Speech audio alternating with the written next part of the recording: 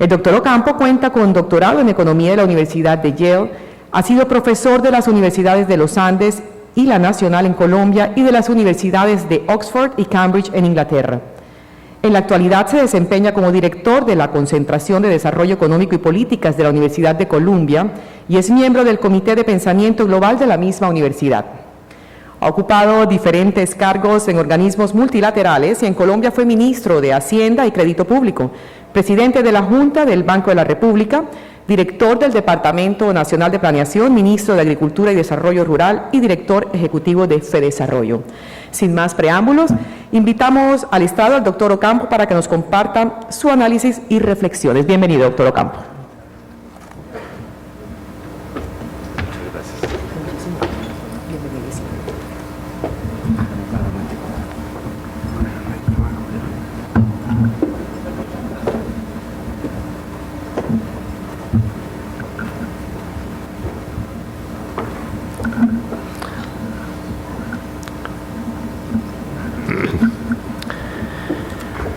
Bueno, quiero comenzar agradeciendo a Naturgas, al presidente, su presidente Eduardo Pisano y a Corfi Colombiana por esta invitación para estar con ustedes el día de hoy y de pronto sacarlos por un momento de los temas del gas, a los cuales explícitamente le dije al doctor Pisano que no me iba a referir porque sería transmitir mi ignorancia, que no creo que sea lo que ustedes quieran recibir. Yo debo, el único tema en el cual yo curiosamente me aproximo a esto a través de los precios de productos básicos, y voy a dar un análisis de cómo veo yo las tendencias internacionales de precios de productos básicos, que es un tema del cual yo escribo con alguna regularidad.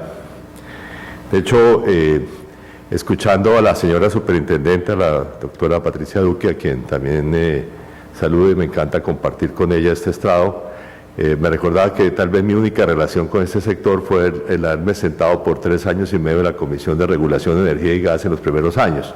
Eso es más o menos, y fue para mí un aprendizaje muy interesante, pero curiosamente en aquel entonces más con la energía eléctrica, por la obsesión de un apagón.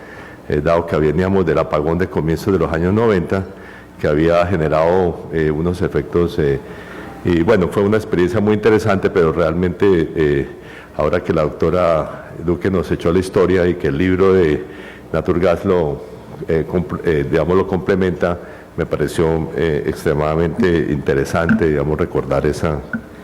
Entonces, lo que yo quiero presentarles el día de hoy es una visión de qué está pasando con la economía mundial y cuál es su impacto y los problemas que enfrenta América Latina en esta coyuntura.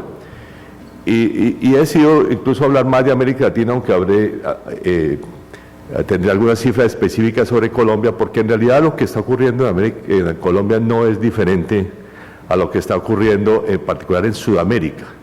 Por lo tanto, si uno se enfoca en Sudamérica, en realidad vamos a tener una situación bastante parecida a la que enfrenta Colombia.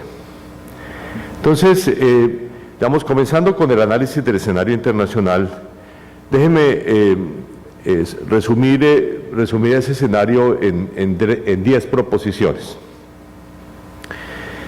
La primera es que hemos estado enfrentando un crecimiento más lento en los últimos 2 años, del cual es posible que estemos comenzando a salir, y ese crecimiento ha sido mucho más marcado en las economías en desarrollo que en las economías desarrolladas.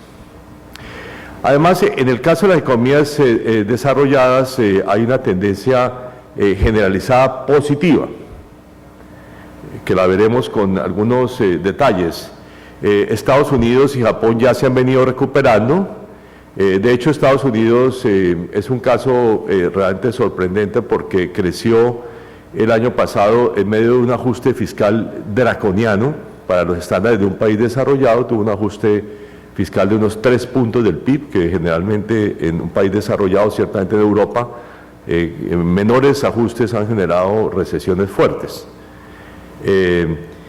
Japón también sigue una tendencia de crecimiento moderado positiva, lo veremos gráficamente, y el área euro termina su segunda recesión en el último trimestre del año pasado y tiene pues una recuperación prevista, aunque un poco más lenta ciertamente que Estados Unidos.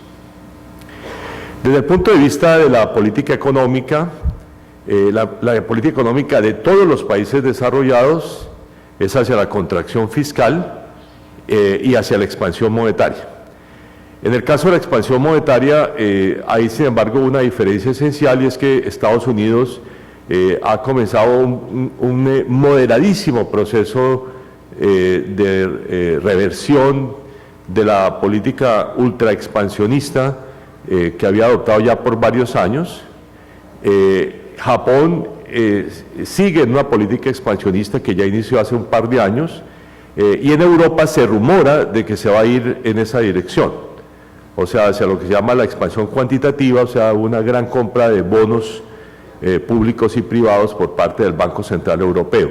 Y esto ante las bajas tasas de inflación en Europa, que en el último mes llegaron al 0.5% anual, que se considera ya un riesgo alto de deflación, o sea, de caída de precios.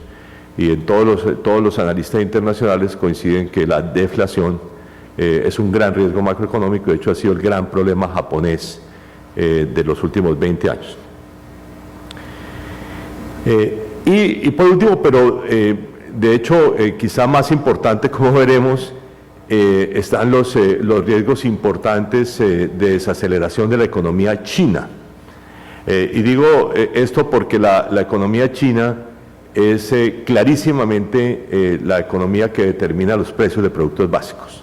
O sea, si uno va a hacer cuál es la economía que lo determina, realmente es la economía china. Entonces veamos esto gráficamente. Ustedes aquí ven los ritmos de crecimiento anuales de primer lugar de los países en desarrollo en rojo, de los países desarrollados en azul y la economía mundial en verde. Y ustedes observan que tanto en el 2011 como en el 2012 hubo una fuerte desaceleración, especialmente en las economías en desarrollo, que se habían recuperado en forma muy marcada de la crisis del 2008-2009. La expectativa de que iba a haber una aceleración del crecimiento el año pasado no se materializó.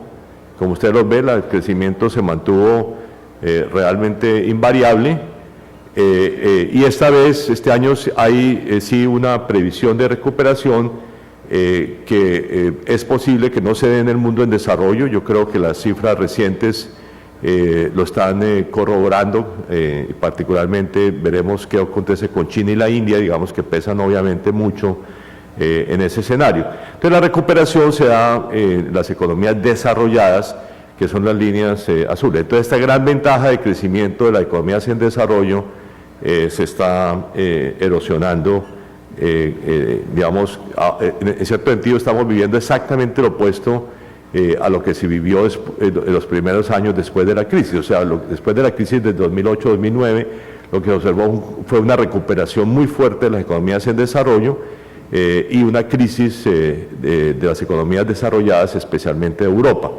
Ahora estamos viendo el fenómeno exactamente opuesto, o sea, una recuperación de las economías desarrolladas por una parte, pero por otra una desaceleración que no se revierte claramente del mundo en desarrollo. Ahora, cuando uno ve por las economías desarrolladas, pues este es el escenario. La economía más dinámica es la de Estados Unidos. Esta tendencia se va a corroborar este año nuevamente. Como dije el año pasado, el que haya crecido casi 2% en medio de un ajuste fiscal espectacular es una demostración de la fortaleza de la economía de los Estados Unidos.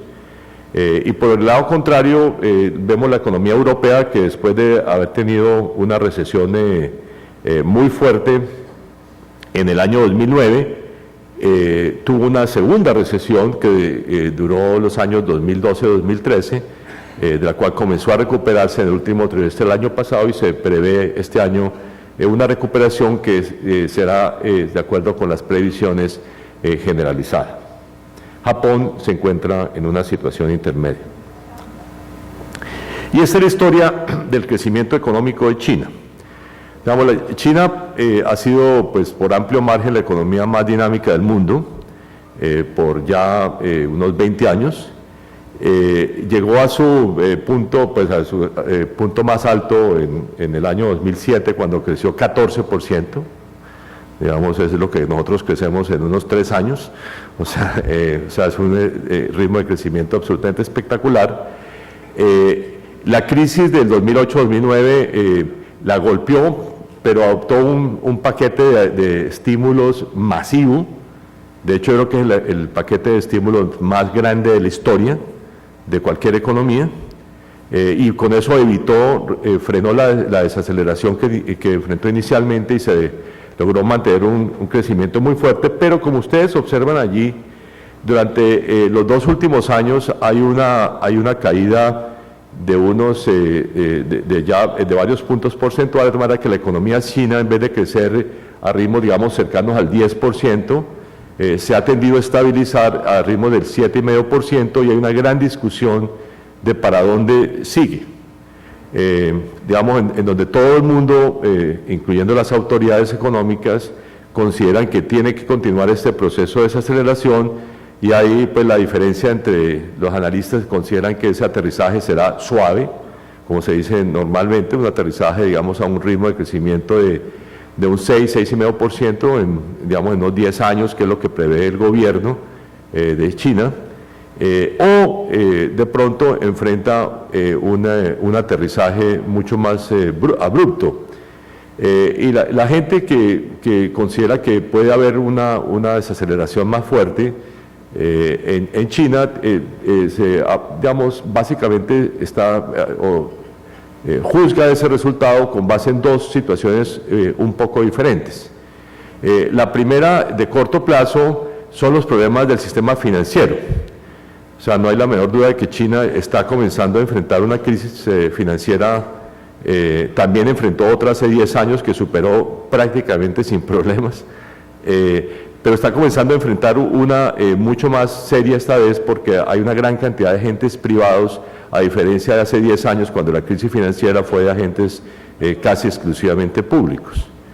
Y bueno, y la posibilidad de una crisis financiera china es, por lo tanto, ya se han quebrado algunas entidades financieras, la cartera morosa ha venido creciendo muy rápidamente, pero, digamos, yo creo que esa eventualidad no es importante, a mi juicio, porque digamos, China tiene todos los recursos para enfrentar esa situación. La otra es mucho más compleja y tiene que ver un poco con la estructura de la demanda de la economía china. China tiene una estructura de demanda totalmente atípica, en la cual el consumo privado representa solamente 35% del Producto Interno Bruto. Es la proporción más baja de cualquier economía en la historia. Digamos, cualquier país tiene, digamos, normal tiene 60 o 70%, o sea, el doble del consumo privado como proporción del PIB. Y la forma como esto se compensa es básicamente con una tasa de inversión monstruosa, cercana al 50% del PIB. Entonces, esta composición de la demanda genera problemas de largo plazo que, digamos, han sido objeto de mucho debate, digamos, en la idea de que la economía china tiene que reorientarse hacia el consumo interno. El problema es que el consumo interno chino ya crece al 7% por año. Entonces no es muy claro cómo puede uno acelerar aún más el consumo privado para compensar una eventual caída de la tasa de inversión, que va a acontecer en primer lugar porque la rentabilidad de los nuevos proyectos, pues, se va agotando con tasas de inversión del 50%, y se comienzan a hacer muchos proyectos que no son muy rentables, sociales o privadamente, y en segundo lugar, por el efecto del aumento de los niveles de salarios que está teniendo lugar en China, que ya en la parte de la costa, que es la parte más desarrollada, es bastante rápido. Por lo tanto, la baja en la rentabilidad de la inversión debería reflejarse en una caída de la inversión. Si eso es compensado con una aceleración todavía mayor del consumo privado o no, es la gran pregunta. Yo estoy en ese caso de los que cree que la desaceleración china puede ser mucho más fuerte, porque creo que este problema, que lo han reconocido las autoridades, no le han podido dar solución hasta ahora. Que por lo tanto, digamos, de la posibilidad de que China tenga una desaceleración más fuerte, no al 6,5%, sino quizá al 4%, 5%, me parece que es alta. Esto tiene mucha importancia porque China, reitero, es el país que determina los precios de productos básicos en el mundo hoy en día.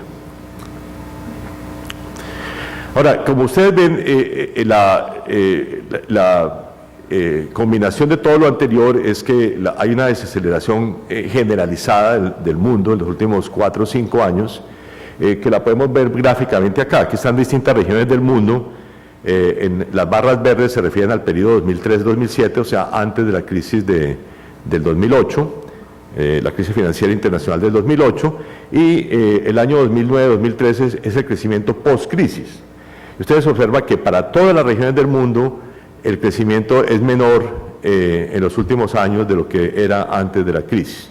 De hecho, la desaceleración más marcada, observan ustedes, es la de China, que pasa de crecer al 12% promedio a un poco más del 8,5%. Pero eso es una tendencia de todas las regiones del mundo.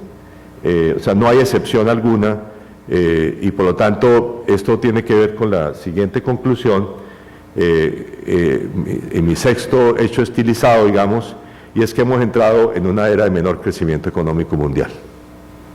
¿Okay? Y eso, yo creo que había un cambio estructural. La crisis no solamente representó una crisis coyuntural, sino un cambio de tendencias en la economía mundial, que es el que estamos viviendo. Y uno de sus reflejos, y tal vez el menos reconocido, es que eso se ha reflejado en una desaceleración muy fuerte del comercio internacional. El comercio internacional, que como veremos tuvo un gran auge entre mediados de los años 80 y antes de la crisis, ha entrado en un proceso de crecimiento mucho más lento, de hecho el crecimiento más lento después de la Segunda Guerra Mundial, y a mi juicio esa va a seguir siendo la tendencia. Esto tiene implicaciones profundas para nosotros y para América Latina en general, básicamente porque nosotros hicimos unos procesos de apertura económica basado en la apuesta en que la economía mundial era nuestro objetivo. Y para poderlo de alguna manera pusimos todos los huevos en la canasta exportadora. Y ahora, si la canasta exportadora no va a ser tan provechosa en términos de sus frutos, pues habrá que repensar la forma como vemos nuestro desarrollo. Y el otro elemento importante es el fin del auge de precios de productos básicos, al cual me voy a referir con más detenimiento, y que creo que es un punto muy importante, digamos, para ver nuevamente el escenario latinoamericano, básicamente porque Sudamérica, y en general Latinoamérica, pero particularmente Sudamérica, se ha hecho mucho más dependiente de productos básicos en los últimos 10 años. A este auge es lo que se ha venido a llamar el superciclo de precios de productos básicos en los debates internacionales. Es un superciclo que se inició más o menos en el 2004 y que, como veremos, ha tenido efectos diferentes sobre distintos tipos de productos. Un elemento adicional, también poco reconocido en los debates, pero que es importante y también nos está afectando, es el hecho de que los ajustes globales, los ajustes de pagos globales han venido golpeando en particular a las economías en desarrollo. Y me refiero por ajustes globales cómo son los déficits comerciales y los déficits en cuenta corriente de las distintas partes del mundo. Como es obvio, cuando una parte del mundo tiene un superávit, otra tiene que tener un déficit, porque finalmente estamos comerciando los unos con los otros. Entonces, ¿quién tiene el superávit y quién tiene el déficit? Es muy importante para el funcionamiento de la economía internacional. Eso genera unos desequilibrios que tienen unos impactos muy importantes. Entonces, una de las características que veremos después de la crisis es el hecho de que ha habido, Estados Unidos corrigió en parte su déficit, pero Europa, además de eso, generó un superávit creciente. Y ese básicamente por su segunda recesión. Entonces, el hecho de que las economías desarrolladas hayan generado, digamos, o un menor déficit, en el caso de Estados Unidos, o un mayor superávit, obliga a que otra parte del mundo se mueva en el sentido contrario, o sea, que genere déficit. Y esas son las economías en desarrollo. Entonces, el déficit creciente externo que están enfrentando las economías en desarrollo, y aquí hablamos no solamente de América Latina, sino estamos hablando de la India, por ejemplo, estamos hablando de Sudáfrica, estamos hablando de Brasil, o sea, de grandes economías, de Turquía. En la jerga internacional se han venido llamando los 5 frágiles, que son precisamente estas economías en desarrollo o emergentes, digamos, que han venido enfrentando problemas crecientes con su déficit externo. Esto en parte es el efecto de lo que ha acontecido en las economías desarrolladas, es como el reflejo en el espejo, digamos, de lo que está aconteciendo. Esto es muy importante porque en el pasado hemos aprendido que los déficits en cuenta corriente de la balanza de pagos generan riesgos. Y esos riesgos se pudieron evitar en el caso de las economías emergentes en el 2007-2008, básicamente porque Estados Unidos estaba generando un déficit enorme y Europa también estaba generando un déficit. Entonces eran capaces de absorber, digamos, unas balanzas de pagos muy fuertes de las economías en desarrollo. Esa situación no existe hoy y es parte del escenario de por qué, digamos, las economías en desarrollo son las que se están enfrentando las mayores dificultades. Sin embargo, esto se da en un contexto en que esas economías en desarrollo, por el lado de financiamiento, no han tenido problemas y no parece que van a tener problemas significativos, aunque ha habido coyunturas críticas, como veremos. Vamos a estos temas y después me referiré más específicamente al tema de los productos básicos. Esta es la historia del comercio internacional. Entonces, si uno ve los últimos 70 años, uno encuentra que hay 4 grandes periodos en la historia del comercio internacional. El gran auge después de la Segunda Guerra Mundial, digamos lo que se va a llamar la Edad de Oro de Europa en particular, durante la cual el mundo creció al 4.8% por año y el comercio internacional, según las barras rojas, al 7.4%. Ese proceso fue interrumpido por las crisis del petróleo del 73 y se entró la economía mundial y el comercio mundial en una fase de menor crecimiento. Sin embargo, desde mediados del 2008, por una serie de procesos de crecimiento, de liberalización del comercio en muchas partes del mundo simultáneamente, de lo que llama la fragmentación de las cadenas de valor, de muchos otros fenómenos, el comercio internacional tuvo un nuevo periodo de auge que comenzó, según mis cálculos, en 1986 y terminó en 2007. ¿Okay?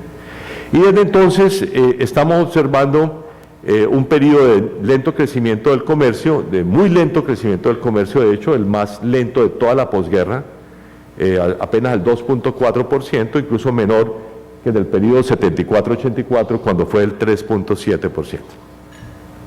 Este es un hecho importante que tiene que tenerse como referencia para, digamos, para todo el mundo. El comercio internacional ha dejado de ser el motor de crecimiento que fue, digamos, durante los 20 años anteriores a la crisis del 2007-2008. Y esto además lo corroboran las cifras mensuales. Esta es una serie que tienen en azul el volumen del comercio internacional y en rojo el valor del comercio internacional. Y ustedes lo que observan aquí es que después de la crisis de Lehman Brothers hubo una espectacular caída del comercio internacional. De hecho, el valor del comercio internacional cayó 30%. Es el ritmo de crecimiento, de colapso del comercio más marcado de toda la historia mundial. O sea, en la Gran Depresión de los años 30 cayó un poco menos inicialmente. La diferencia fue que hubo una recuperación muy vigorosa, pero después de esa recuperación, el comercio entró en un periodo de letargo. Y llevamos ya desde 2011, o sea, llevamos 3 años de muy lento crecimiento del comercio internacional. Esto corrobora, por lo tanto, mi apreciación de que el comercio internacional tuvo un cambio significativo en su tendencia y que eso debe tenerse en cuenta en cómo se piensan las políticas públicas.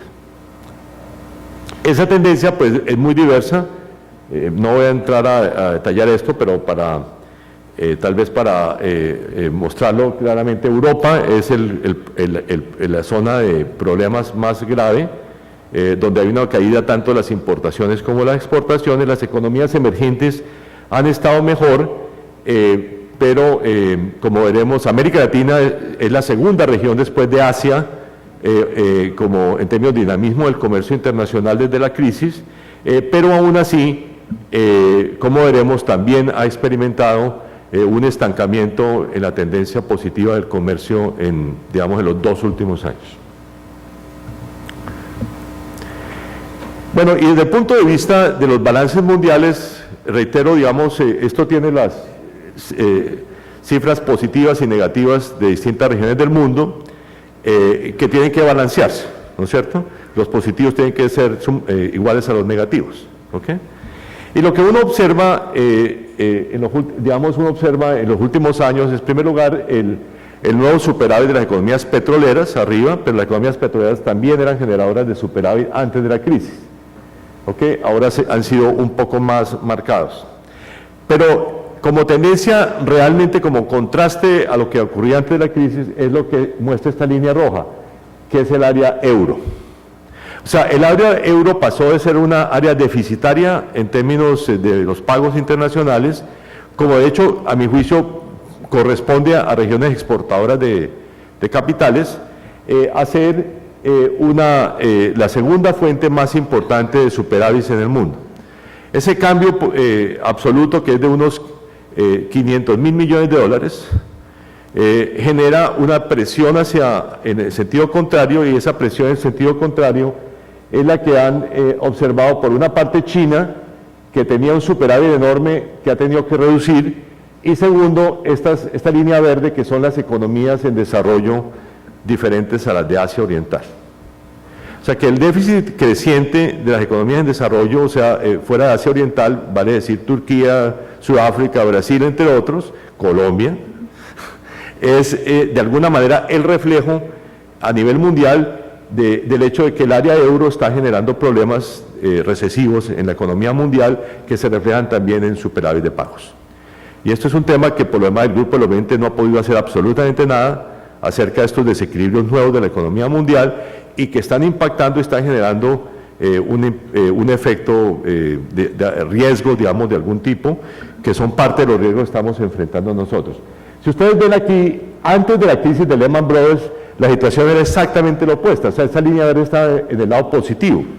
O sea, las economías emergentes tenían superávit. Ahora tienen unos grandes déficits, y obviamente pues eso significa que hay que financiarlos. El financiamiento pues genera riesgos de endeudamiento o de otro tipo, que son los que en el pasado pues condujeron a las grandes crisis de las economías emergentes. Yo creo que la situación no es tan grave como entonces, pero lo veremos en el caso de América Latina, sí tiene algunas dimensiones importantes. Yo creo que la desaceleración fuerte de América Latina en los últimos años, como la de Turquía, la de Sudáfrica, la de la India, está asociada específicamente a este fenómeno. Eso, sin embargo, no se muestra mucho en el tema del financiamiento. Aquí están las cifras globales. Estos son el costo del financiamiento y los márgenes de riesgo. Uy, aquí se me fue la imagen. Allá está, aquí ya apareció. Ustedes observan que estos son los márgenes de riesgo de los bonos de las economías emergentes. Este es el costo total del financiamiento. Entonces ustedes observan que la situación en años recientes ha sido muy favorable, en general. Más aún, incluso, y esto es un punto muy importante, los anuncios de la Reserva Federal de mayo del año pasado, de que iban a comenzar a retraerse en la expansión monetaria, sí, generaron un aumento del costo del financiamiento, pero fue muy moderado. En términos históricos, el costo del financiamiento externo para las economías emergentes sigue siendo muy moderado y a mi juicio se puede esperar que siga siendo moderado hacia adelante. Entonces, de todas maneras, y esto es digamos, el lado positivo digamos, del tema del financiamiento, o sea, no hay que financiarse en forma costosa, pero sí hay que financiarse y esto genera pues, el riesgo de un aumento de los coeficientes de endeudamiento. Si nos fijamos en la dinámica de productos básicos, lo que observamos es que hemos experimentado 10 años de altísimos precios de productos básicos en algunos casos, o como se llama en el debate internacional un superciclo de precios de productos básicos, pero que es muy diferenciado por tipo de productos y básicamente hay dos diferencias importantes. Los productos minero-energéticos han sido lo que han experimentado el gran auge. Ahí están ustedes en ese mundo de los ganadores, digamos, y en cambio en el caso de la agricultura no se ha enfrentado a una tendencia tan positiva, pero además en la agricultura hay una diferencia esencial entre la agricultura tropical y la agricultura no tropical. O sea, la agricultura de clima templado le ha ido bastante mejor que la agricultura tropical, es decir, al café, al cacao, al azúcar, en fin, a todos los otros, al banano, a todos los productos, digamos, de características típicamente tropicales. En todo caso, hay una señal digamos, desde el 2011 para acá, digamos, de debilitamiento de los precios de productos básicos, y aunque, digamos, no hay una caída pronunciada todavía, lo que uno puede decir hacia adelante es que si algo puede uno prever es que los precios de productos básicos van a seguir cayendo. ¿Okay? La historia de los superciclos es una historia que yo, de hecho, sobre la cual escribí el año pasado un ensayo, este es gráfico desde de ese ensayo. Digamos, estos son los productos no petroleros, pero ustedes observan que hay unos grandes ciclos de precios de productos básicos en la parte inferior, son ciclos de 30 a 40 años de precios y veníamos en una fase ascendente digamos, de esa tendencia. Esta es la parte de productos no petroleros y esta es la parte del petróleo, que sus ciclos históricos eran muy diferentes a los de los productos básicos, pero en los últimos, digamos, desde los años 60 son básicamente iguales. O sea, si usted mira la parte inferior de este gráfico con la parte inferior de este otro gráfico, usted observa que digamos, los ciclos coinciden exactamente. Entonces, y nuevamente el aumento el inicio del superciclo reciente es más o menos el mismo, coincide con el comienzo del siglo XXI. Ahora, cuando uno lo ve digamos, por tipo de productos, observa esta historia, digamos, son los precios reales, y reales digo comparados con los precios de manufacturas de los productos básicos, y lo que se observa en primer lugar es el auge espectacular del petróleo en años recientes. De hecho, si uno utiliza como deflactor de los precios del petróleo, el que yo utilizo, que son los precios de las manufacturas en el comercio internacional, y no el precio al consumidor en Estados Unidos, que es el que se utiliza normalmente para estas gráficas, y que a mi juicio es equivocado porque no se comparan dos precios de comercio internacional como yo lo hago. Entonces, si uno compara precios del comercio internacional, uno ve que el auge de precios del petróleo reciente ha sido incluso más fuerte que el de los años 70. ¿Okay? O sea, es los precios de petróleo más altos de la historia del mundo. Y hasta el 2003, que es el último año, no había una señal clara, digamos, de caída en el caso del precio del petróleo. Por el contrario, los productos no petroleros sí han tenido dos características importantes. En primer lugar, los que han estado realmente en auge son aquí los que están en rojo, que son los productos mineros. O sea, hubo un gran auge de productos mineros jalonado por China, que fue incluso más fuerte antes de la crisis de Lehman Brothers, pero también después de la crisis. Sin embargo, esos precios sí han tenido una caída muy fuerte en los últimos años. O sea, la caída de precios de productos mineros ha sido fuerte.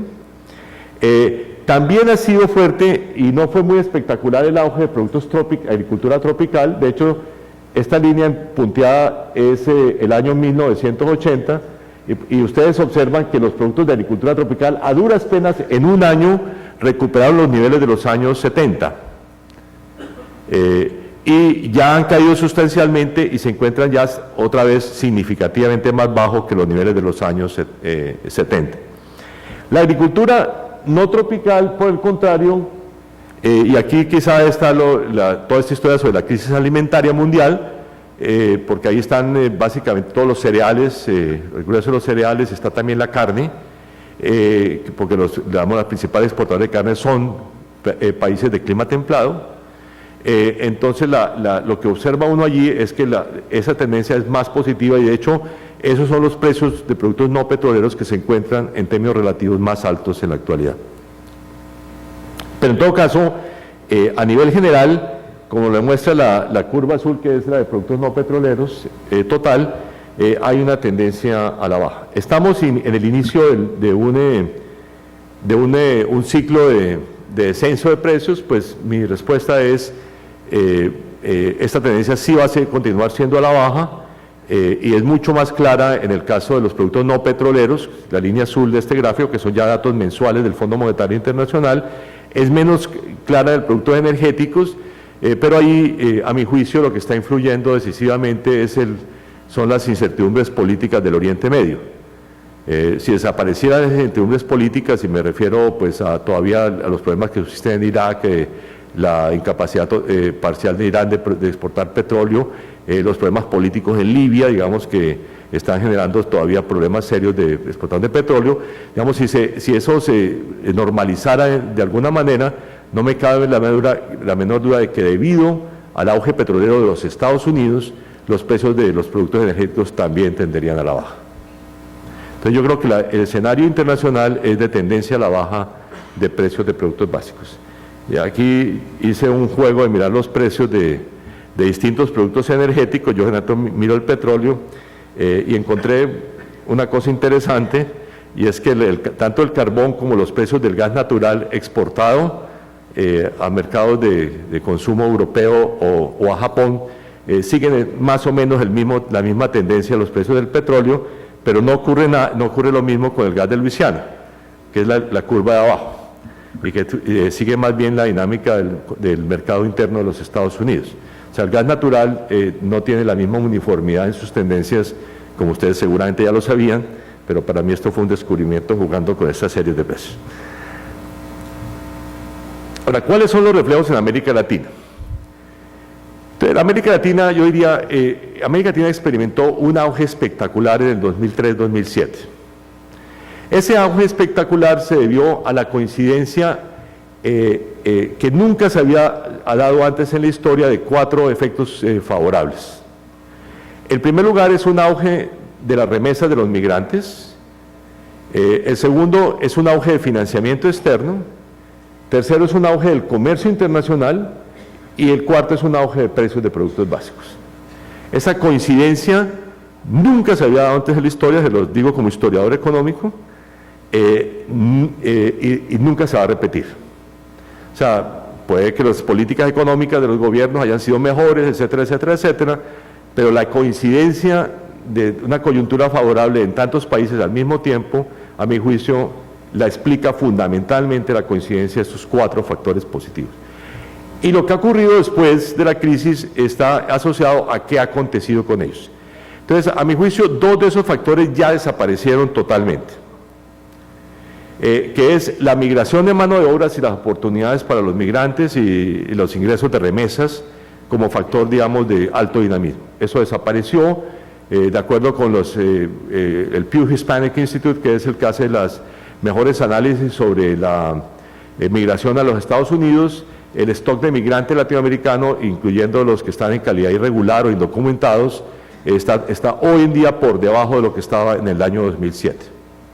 Y en el caso de España, que era el segundo destino de migrantes, hay una migración de retorno e incluso una migración neta de españoles hacia América Latina. Entonces, por lo tanto, ese factor y las remesas se han recuperado algo después de la crisis, pero están todavía en niveles inferiores a los que caracterizaban a la economía latinoamericana antes de la crisis. Y el segundo, sobre el cual ya hablé, es el auge del comercio internacional, que también ha desaparecido, aunque a América Latina le ha ido relativamente bien. Quedan, sin embargo, 2 factores favorables que son el acceso a buenas condiciones de financiamiento externo y el auge de precios de productos básicos que sin embargo se está debilitando y puede llegar a su fin. Entonces, el reflejo de eso es que después de este auge espectacular de los años 2003 a 2007, hemos entrado en América Latina en una etapa de más lento crecimiento. Ese crecimiento ha sido en promedio del 3% por año, ha sido inferior a esa cifra del año pasado y va a ser inferior este año. Digamos, América Latina se ha adaptado a una tasa de crecimiento que yo la llamaría mediocre. ¿Okay?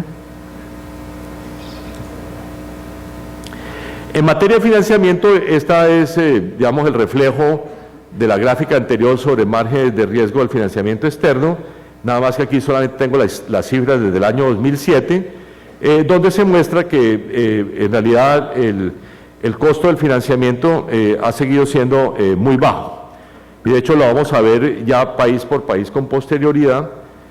Y segundo, hay un gran acceso al financiamiento externo. Estas son las emisiones de bonos latinoamericanos en los mercados internacionales y como ustedes observan, de hecho, digamos, hubo una caída con la crisis de, digamos, la subprime y la de Lehman Brothers, pero después de la crisis hubo una recuperación y el nivel promedio de emisiones que está en la línea roja, ahí la línea azul muestra los datos mensuales que son volátiles, pero digamos cuando uno suaviza la tendencia, encuentra que el nivel promedio de emisiones de bonos latinoamericanos en mercados internacionales es más del doble de lo que era típicamente antes de la crisis. O sea, hay una gran apertura al financiamiento externo de América Latina.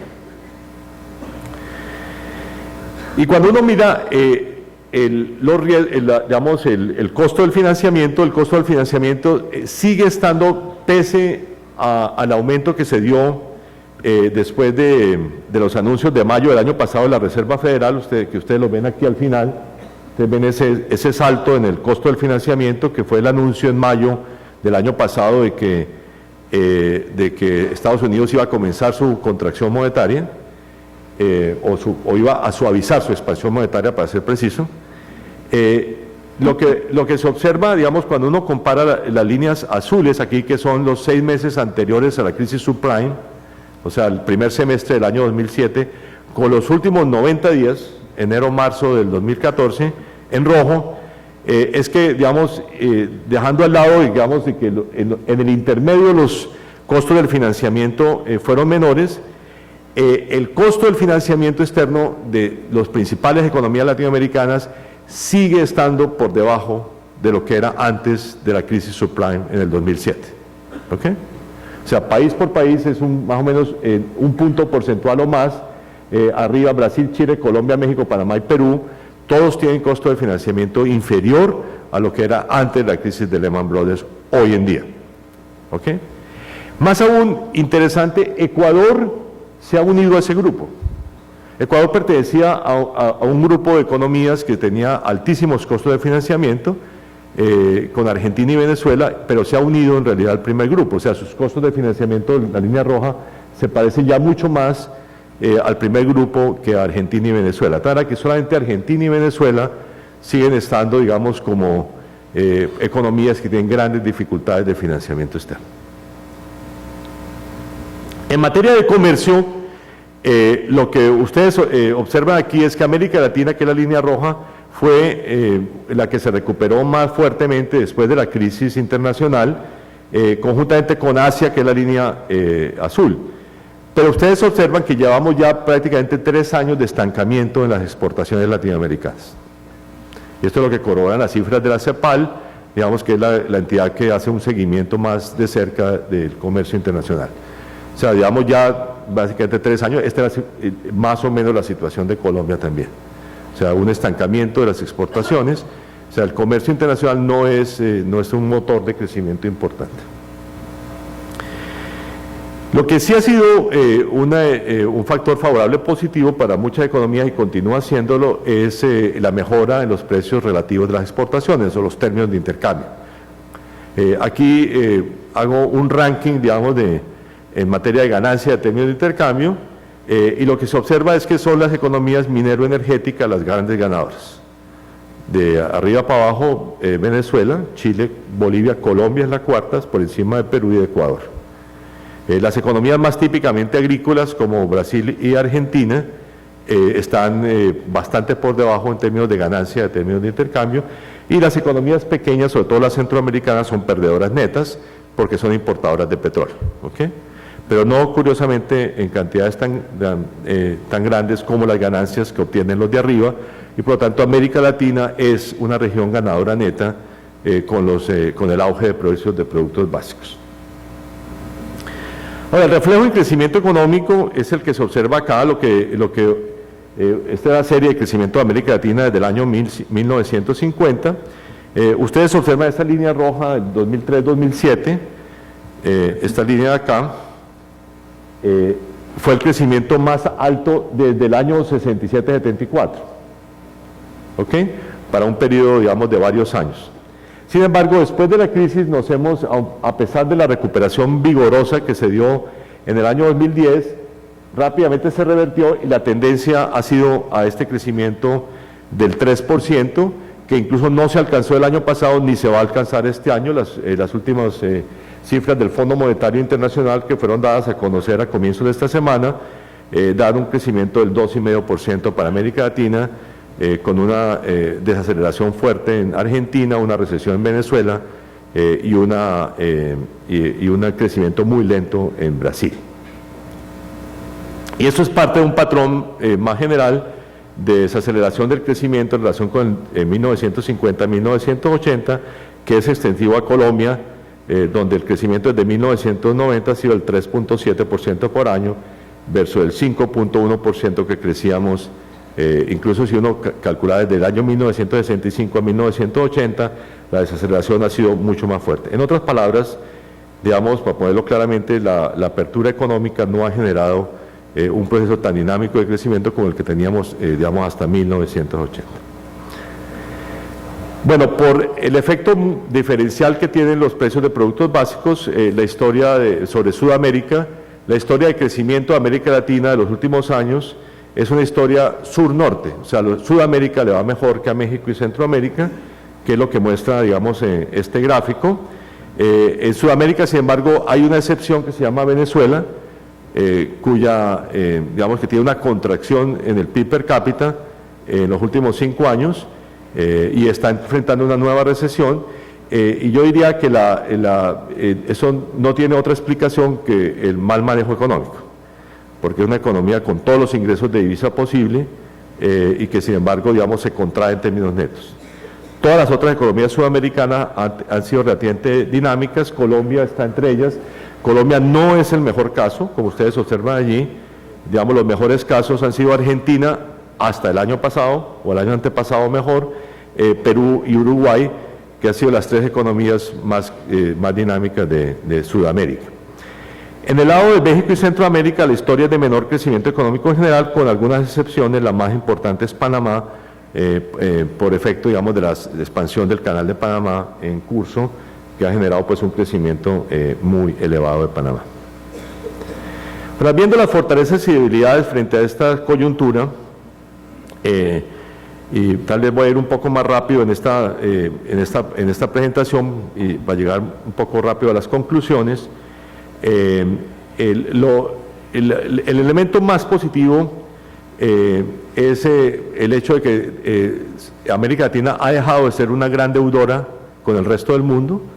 O sea, la deuda neta latinoamericana es una fracción de lo que era hasta hace pocos años. Tenemos altas tasas de inversión y tenemos tendencias sociales positivas. Entonces, gráficamente aquí, esta es la caída del endeudamiento de América Latina. En azul está el endeudamiento como porcentaje del Producto Interno Bruto, en rojo es quitándole las reservas internacionales, que son un activo internacional de nuestras economías y que ha aumentado considerablemente.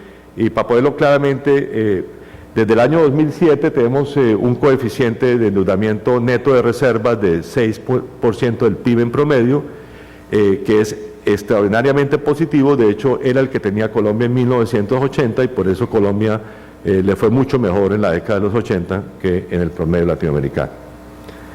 Segundo, la tasa de inversión, azul ha tenido una recuperación, ha sido mucho más notoria en Colombia, en rojo aquí en esta gráfica, aunque en Colombia esta inversión tiene unos sesgos específicos a los sectores que ustedes representan, a los sectores mineroenergéticos, y por lo tanto exageran, digamos, la cantidad de aumento de capacidad productiva porque el sector de ustedes es muy intensivo en capital. Entonces, eso no significa un aumento en el crecimiento potencial de Colombia, y uno dice el crecimiento potencial de Colombia es mejor que el de América Latina, pero no parece ser mucho más del 4%, ¿ok?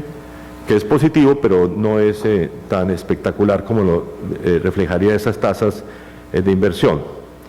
Y esto se da en materia social con tendencias positivas. Aquí está la del mercado de trabajo, la caída del desempleo en rojo y el aumento en el empleo, más aún el aumento del empleo que ha sido de 5 puntos de la fuerza de trabajo en los últimos 10 años, es mucho más marcado si se analiza el empleo formal, o sea, ha habido una formalización del empleo en América Latina, que es una tendencia positiva, y el reflejo ha sido la caída en los niveles de pobreza, que ha sido marcado, fue muy rápido entre el 2012 y el 2008, cuando cayó del 44 al 33%, o sea, 11 puntos porcentuales, es el ritmo de crecimiento de reducción de la pobreza más rápido de la historia latinoamericana, pero como ustedes observan, ha continuado desde el 2008.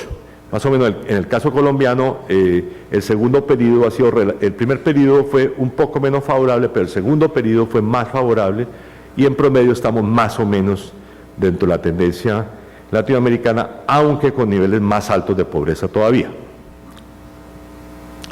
¿Cuáles son las debilidades principales? La debilidad principal y sobre la cual realmente quiero hacerles énfasis es que América Latina ha sobregastado el auge de precios de productos básicos. O sea, el auge de precios de productos básicos se debería haber ahorrado en una mayor proporción. Una parte, digamos, se ha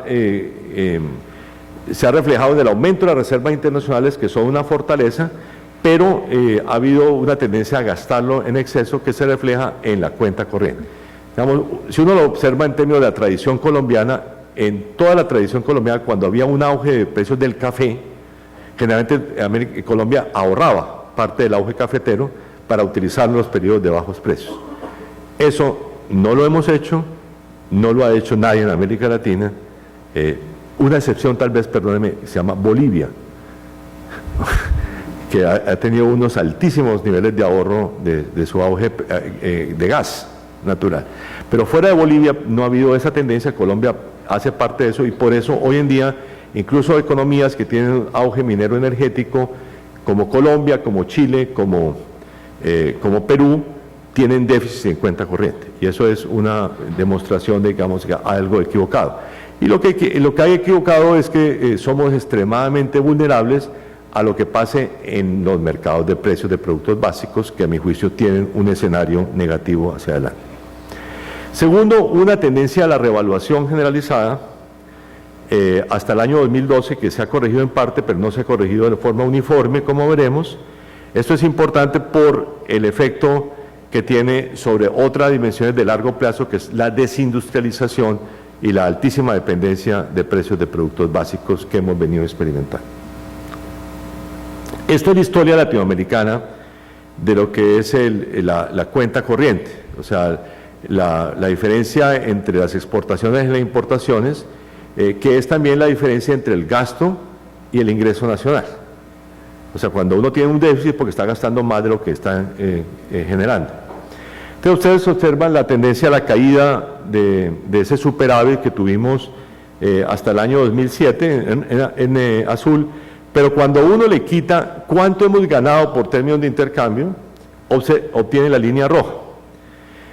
O sea, la diferencia entre las dos líneas es cuánto es la ganancia por la mejora de los precios de productos básicos, de los términos de intercambio.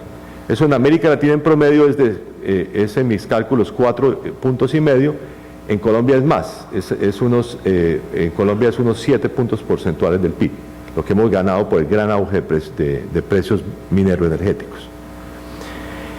Y lo que observa uno en los últimos años es que estamos gastando más de lo que generamos, que es la línea azul, pero en particular estamos gastando todo el el auge de precios de productos básicos. Entonces, el déficit de América Latina sí es aparentemente moderado, es digamos 3% del PIB, pero cuando uno tiene en cuenta cuánto estamos gastando el auge de precios de productos básicos, es más cercano al 7% del PIB. Mis cifras para Colombia son el déficit en cuenta corriente de Colombia es alrededor de 3 puntos y medio del PIB, el déficit de abajo sería el 10% del PIB. ¿Okay? O sea, es una especie de déficit potencial, es un poco engañoso, debo decirlo, como cifra, pero muestra la vulnerabilidad que existe frente a una caída de los precios de productos básicos. Y eso se dio en medio de una tendencia a la revaluación de las monedas. Ahí Colombia fue uno de los campeones, con Brasil y con Venezuela y con Uruguay. Y la reversión que ha habido en los últimos años, sin embargo, ha sido muy dispareja. Y aquí comparo, digamos, las 5 de las 7 economías más grandes de América Latina. He quitado Argentina y Venezuela, que tienen unos problemas propios de los cuales no voy a hablar, para ver cuál es el nivel de marzo del 2014 de la tasa de cambio versus distintos promedios. 2007, enero-junio del 2011, esto lo tomo simplemente porque Brasil comenzó a devaluarse desde mediados del 2011, y especialmente la línea verde, que es los 6 meses anteriores al anuncio de la Reserva Federal de que iba a moderar su expansión monetaria. Entonces, esas líneas,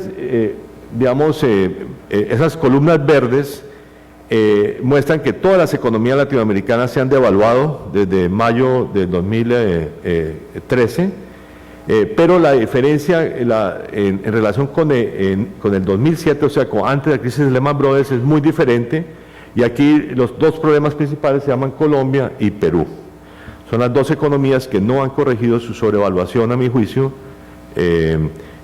México nunca tuvo problema de sobrevaluación, Brasil lo ha corregido, Chile también ha corregido gran parte de su sobrevaluación, pero Colombia y Perú tienen todavía problemas de sobrevaluación. Eso se ha agudizado por lo demás en las últimas semanas en Colombia por el anuncio de JP Morgan Chase de que iba a adquirir más bonos de deuda pública colombiana, lo cual generó una nueva tendencia a la revaluación de la moneda. Entonces, esto para mí es un problema complicado por lo que sigue, porque este es uno de los elementos de la tendencia a la desindustrialización. Esta es la curva latinoamericana, pero la curva colombiana es exactamente la misma, o sea, una tendencia ya persistente a la desindustrialización, más aún en los últimos 4 años. Ese ha sido un problema particularmente grave de Colombia, incluso en contraste con el auge del 2003-2007, donde hubo una corta reindustrialización en Colombia. Lo que hemos observado en los últimos 4 años es una desindustrialización. Esto, a mi juicio, está íntimamente ligado al problema del tipo de cambio del cual yo hablé. Esto se da en medio de una tendencia a la reprimarización exportadora. Las columnas amarilla y roja, que son los productos básicos, han venido aumentando después de una tendencia a la baja, y se da muy especialmente por la dependencia del comercio con China, porque el comercio con China es esencialmente un comercio intensivo en recursos naturales.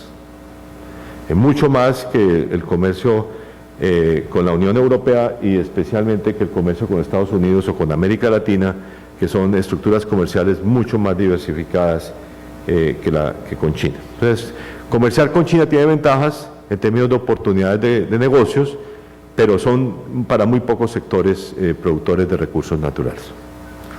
Y eso se da finalmente en el marco de un rezago tecnológico que es aún más preocupante que la desindustrialización. Esos son 3 indicadores en que comparo América Latina con países desarrollados, con emergentes de Asia y con economías maduras, y en todos los 3 indicadores América Latina le va mal. O sea, en industrias intensivas en ingeniería, en investigación y desarrollo como porcentaje del PIB, y en patentes por millón de habitantes, donde las cifras son alarmantes porque América Latina esencialmente no patenta. ¿Okay?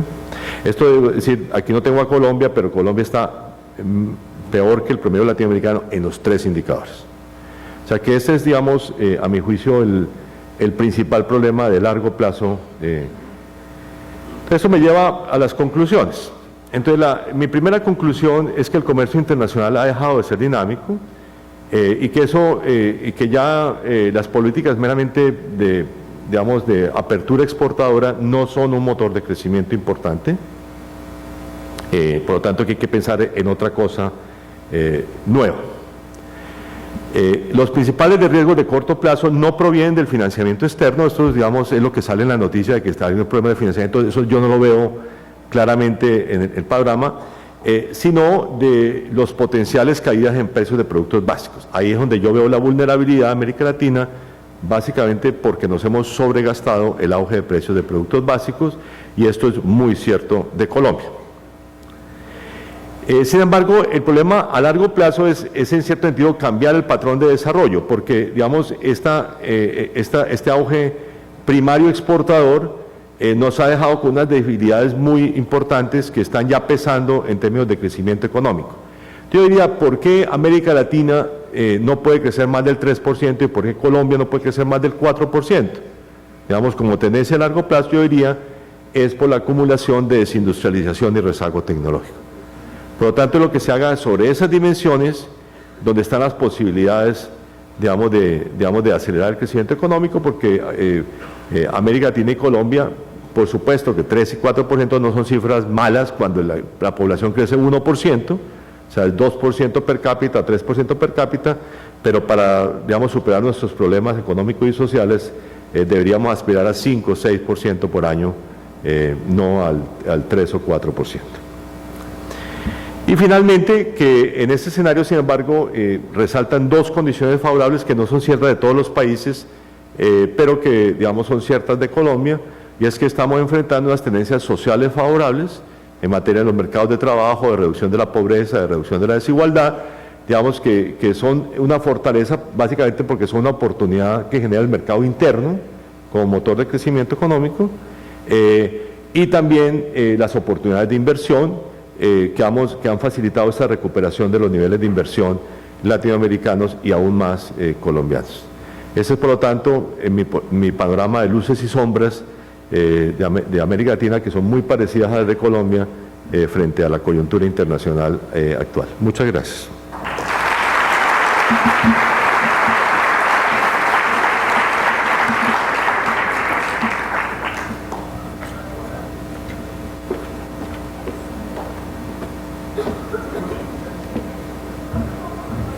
Muchas gracias, doctor Ocampo, por su intervención. Los invito entonces a un receso de café.